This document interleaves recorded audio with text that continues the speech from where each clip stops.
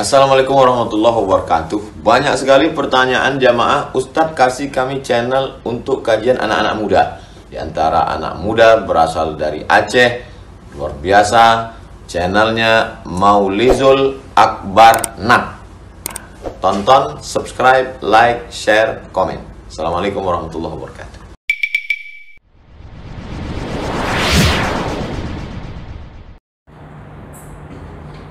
حي على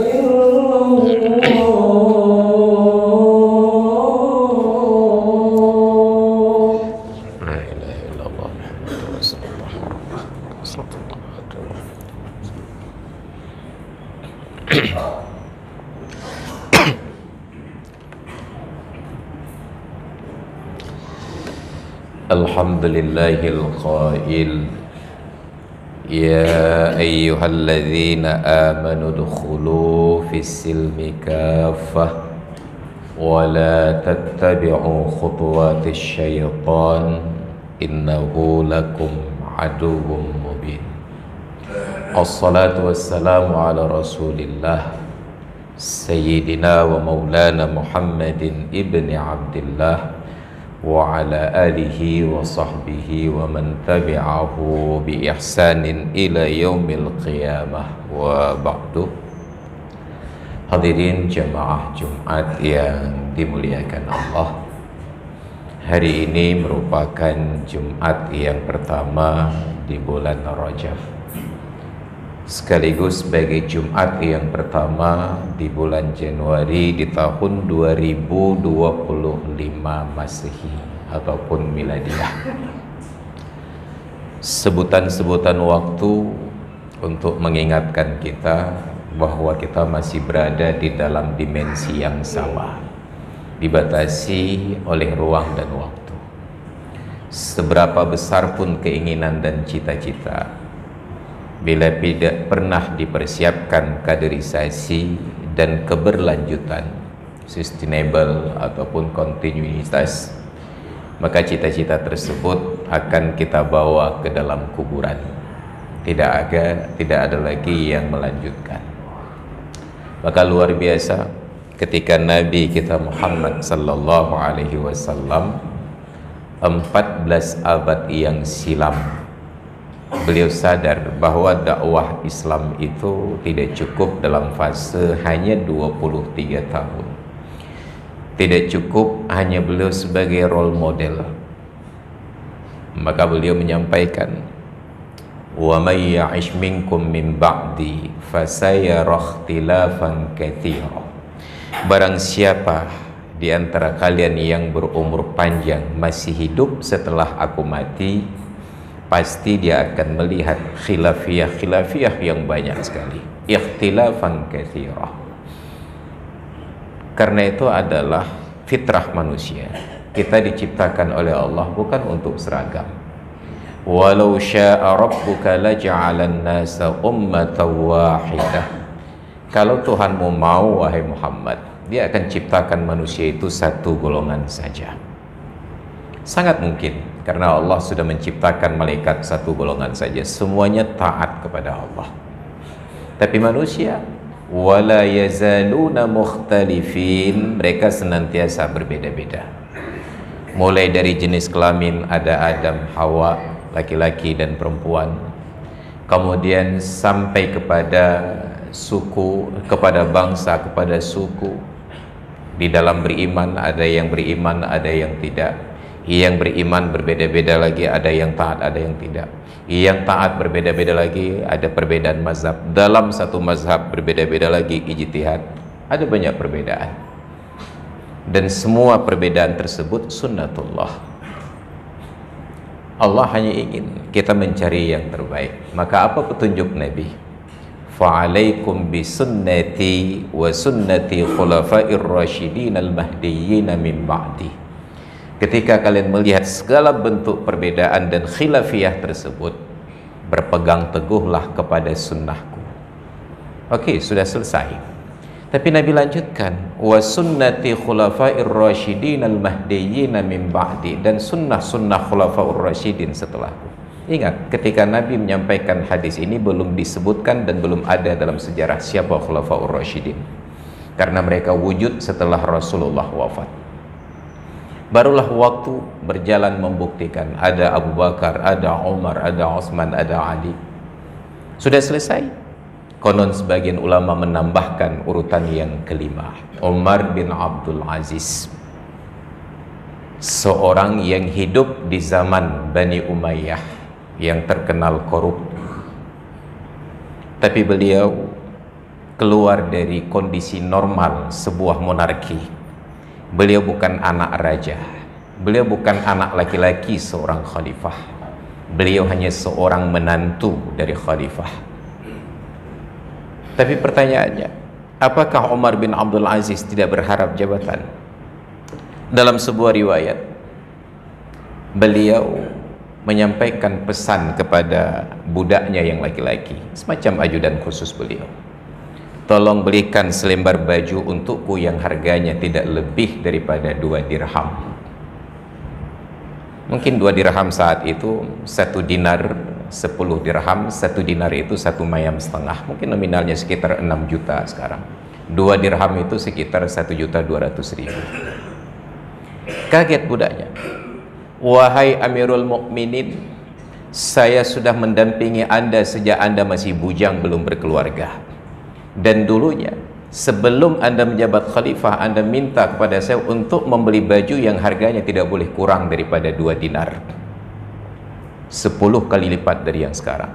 Tapi kenapa sejak Anda menjabat khalifah tiba-tiba selera berpakaian Anda sangat rendah, tidak boleh lebih daripada 2 dirham?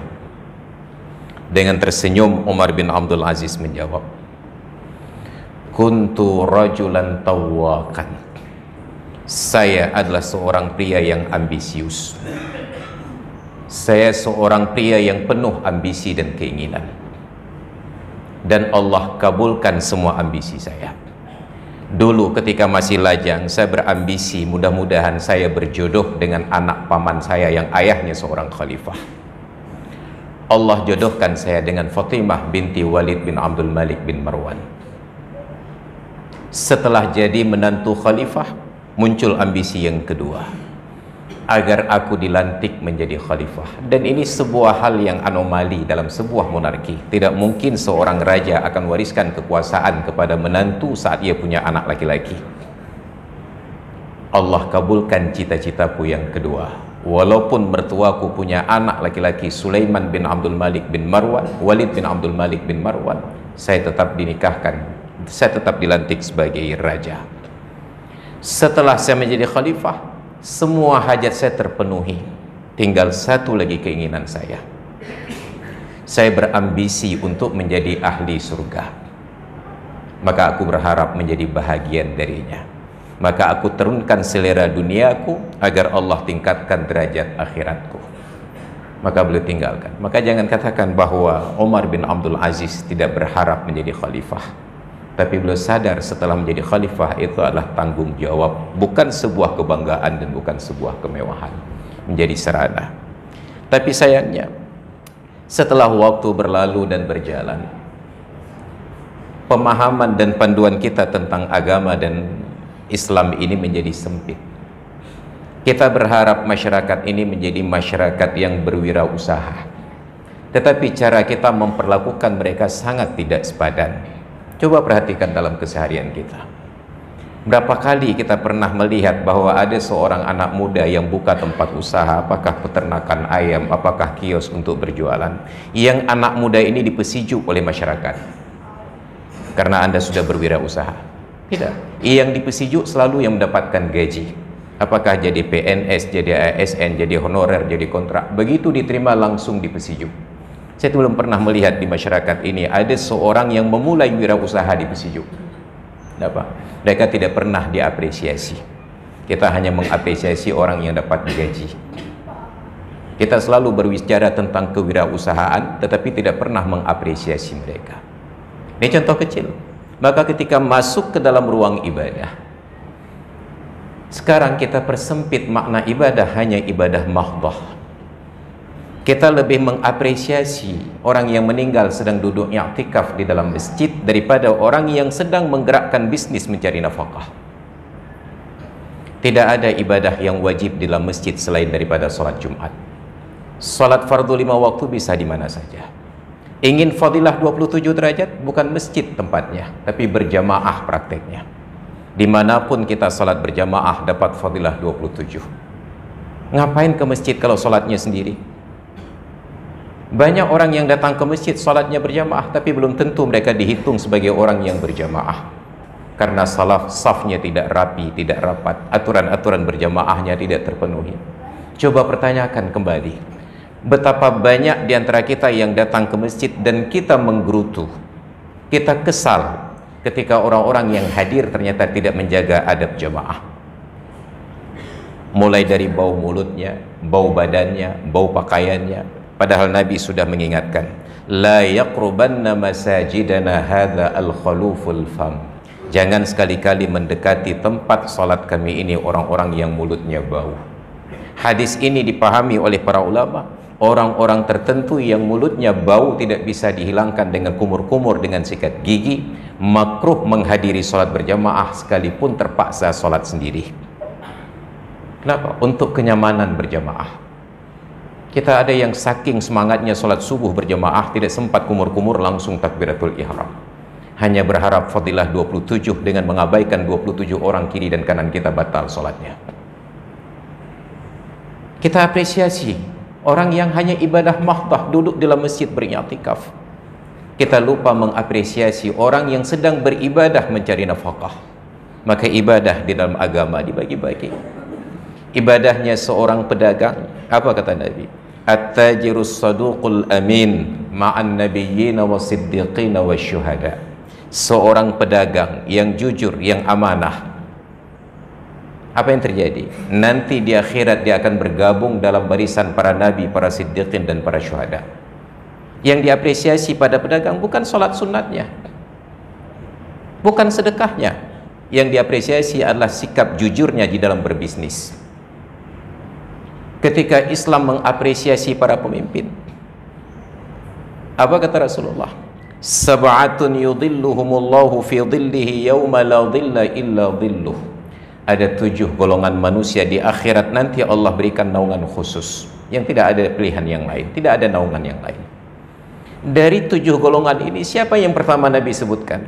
Bukan orang alim yang mendakwahkan ilmu kemana-mana, bukan orang kaya yang menyumbangkan hartanya setiap hari kepada siapa saja, bukan anak-anak muda yang rajin dan taat beribadat, beriktikaf di dalam masjid.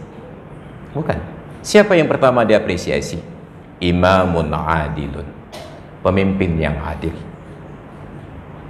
Ketika Sayyidina Umar menjadi khalifah, beliau paham bahwa beribadah memikirkan nasib rakyat lebih utama dan penting daripada sekedar salat sunat berjamaah. Maka silakan baca dalam sejarah berapa kali Sayyidina Umar pernah salat tarawih, jangankan sebagai imam, bahkan tidak pula sebagai makmum. Jangankan untuk salat tarawih yang durasi waktunya panjang, bahkan sekedar kumandang azan saja beliau sungkan. Padahal beliau tahu bahwa fadilah azan itu sangat besar. Maka beliau katakan, laulal khilafatu la azintu. Kalaulah bukan karena disibukkan oleh jabatan sebagai khalifah, saya memilih untuk kumandangkan azan. Tapi kita tidak merasa bahwa menjadi pemimpin adalah ibadah. Masyarakat tidak mengapresiasi orang yang bergerak sebagai pemimpin adalah ibadah. Pemimpin tidak harus presiden, gubernur, bupati, wali kota. Kepala rumah tangga adalah juga pemimpin. Dia tidak sempat mengerjakan sholat sunat karena sibuk membimbing istrinya agar keluar rumah dalam keadaan menutup aurat. Dia tidak sempat sholat tarawih untuk memastikan bahwa anak-anaknya tidak mengganggu ketertiban masyarakat. Ibadahnya lebih utama daripada kita yang sibuk beriktikaf di masjid. Tapi apa lacurnya?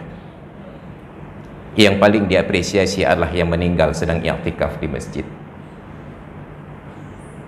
Oke, silakan. Tapi yang kita sayangkan tidak pernah ada apresiasi untuk orang yang meninggal ketika sedang mencari nafkah.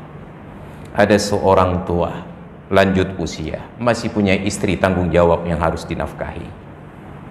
Karena sadar tanggung jawab ini, dia keluar di pagi hari mendorong sepedanya. Dia gantungkan keranjang, raga, dia bawa beberapa sisir pisang untuk dijual. Sedang nyebrang jalan, tiba-tiba kecelakaan terjadi. Beliau ditabrak, meninggal dunia.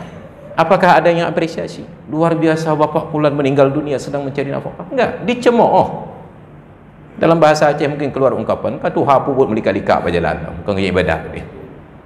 Sudah tua-tua begini masih aja sibuk jalan-jalan. Padahal beliau meninggal sedang mencari nafkah yang wajib. Orang yang meninggal sedang mencari nafkah yang halal, Allah berikan pangkat syahid. Orang yang meninggal sedang mengkaji ilmu, Allah berikan pangkat syahid. Maka tantangan saya, silahkan cari dalam sejarah siapa di antara para nabi yang meninggal dunia sedang sholat, sedang sujud. Tidak ada. Tidak ada seorang nabi pun yang meninggal dalam keadaan sujud. Silahkan cari dalam sejarah siapa orang alim yang mu'tabar yang meninggal sedang sujud. Tidak ada. Bahkan Sultanul Awliya Syekh Abu Yazid Al-Bustami diabadikan di dalam Nadam, "Al-mutawaffa jalisan muraqiba muntadiran min rabbihi mawahiba." Beliau sedang meninggal dunia dalam keadaan sedang duduk muraqabah, menanti-nanti dari Tuhannya pemberian dan hadiah. Gak ada yang meninggal sedang sujud kecuali Mbah Marijan. Tapi kita apresiasi orang meninggal sujud. Oke, silahkan. Tapi kita lupa mengapresiasi orang yang meninggal dunia sedang menuntut ilmu. Kita lupa mengapresiasi orang meninggal dunia sedang mencari nafkah. Kita lupa mengapresiasi orang yang meninggal ketika sedang memerintah memikirkan nasib rakyat. Maka sekarang keluar isu menjelang bulan Ramadan. Pemerintah dari pusat ingin liburkan sekolah di bulan Ramadan agar anak-anak fokus ibadah. Pertanyaannya, ibadah apa lagi selain daripada belajar dan menuntut ilmu? Bukankah Imam Syafi'i katakan, sungguh aku lebih apresiasi seorang yang duduk dalam majelis ilmu daripada orang yang sholat sunat 1000 rakaat. Kita liburkan agar mereka dididik di rumah oleh orang tuanya. Setelah kita sibukkan orang tuanya untuk bekerja dari jam 7.30 pagi sampai jam 5 sore. Orang tua mana lagi yang sempat mendidik anak-anaknya? Kami di pesantren, kerisauan terbesar adalah ketika satu hari saja anak-anak tidak sibuk belajar. Maka malam mereka punya waktu panjang untuk begadang dan melakukan banyak kerusakan. Tapi ketika sepanjang hari di daerah di pesantren kami sibukkan dengan aktivitas belajar dan aktivitas fisik, malam kami suruh keluar, mereka menolak karena tuntutan badannya adalah istirahat dan tidur. Kita rusak suasana bulan Ramadan. Kita tidak pernah berpikir dan menimbang bahwa orang yang berdagang di bulan Ramadan juga beribadah. Kalau memang sepakat libur, liburkan semuanya, biar kita fokus ibadah saja. Ibadah yang kita maksud adalah namus saim ibadah. Tidurnya orang puasa adalah ibadah. Kita lupa bahwa orang yang bekerja datang ke kantor mencari nafkah yang halal juga sedang beribadah. Maka hadirin kaum muslimin jamaah Jumat yang dimuliakan Allah, ada penyempitan makna Islam dan ibadah di tengah-tengah masyarakat. Yang paling penting adalah perbuatan itu benar sesuai dengan anjuran Allah dan Rasulnya, dan ada niat yang baik. Tidak cukup niat baik saja kalau perbuatannya salah, dan tidak cukup perbuatan benar saja bila niatnya tidak ada. Bahkan salat yang sebentar lagi akan kita tunaikan, kalau tidak ada niat tidak ada pahalanya. Dan yang mengetahui tentang niat hanya Allah dan yang bersangkutan saja. Maka oleh karena itu kita sangat berharap bulan Rajab, salah satu di antara 4 bulan haram, adalah bulan untuk meningkatkan kualitas dan kuantitas ibadah, persiapan menjelang datangnya bulan Ramadan. Dan kita sangat berharap begitu Ramadan datang, semangat kita beribadah semakin tinggi. Tapi ingat, bukan hanya tarawih satu-satunya ibadah di bulan Ramadan. Mencari nafkah juga ibadah, mengajar juga ibadah, belajar juga ibadah. Maka Nabi tidak mengkhususkan ketika sholat tarawih untuk meliburkan semua kegiatan, tapi tetap mereka beribadah. Maka mudah-mudahan itu menjadi panduan bagi kita. Dan ingat bahwa sebagai seorang muslim kita sudah diwariskan sebuah peraturan dasar oleh Nabi untuk menjadi seorang yang taat, bukan dengan menyibukkan diri mengerjakan yang sunat, tapi untuk menjadi seorang yang taat. Nabi hanya minta satu perkara. Apa? Dalam hadis riwayat Abu Hurairah Ad-Dusi, ittaqil maharima takun a'badan nasi. Pelihara diri kalian dari hal-hal yang haram, niscaya saat itu engkau menjadi orang yang paling rajin beribadah.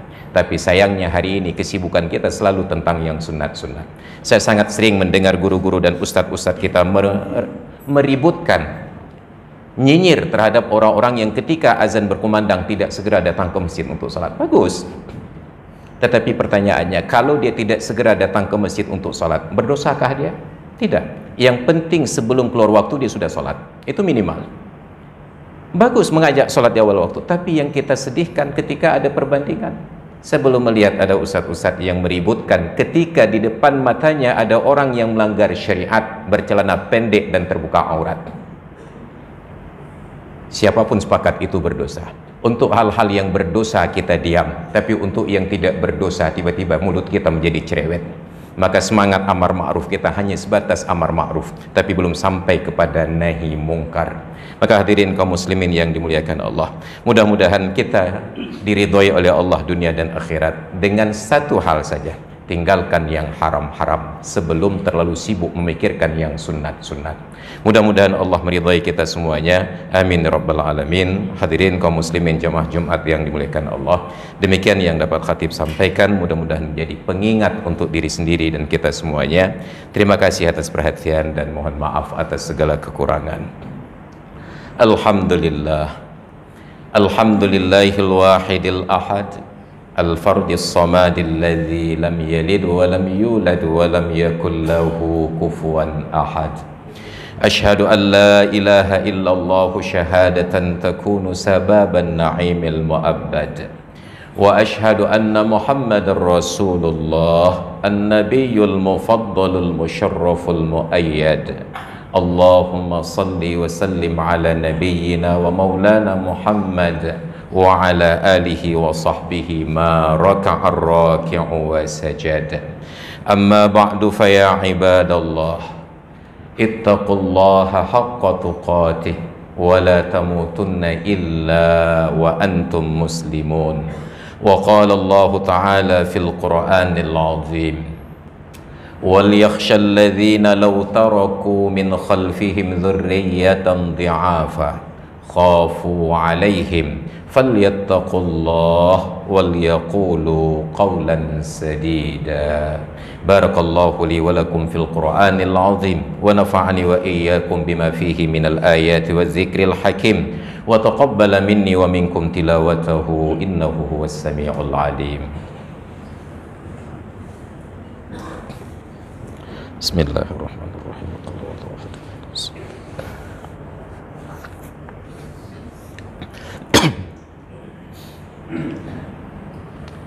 Alhamdulillahi wahdah, sadaqa wa'dah, wa nasara 'abdahu wa a'azza jundahu wa hazama al-ahzaba wahdah.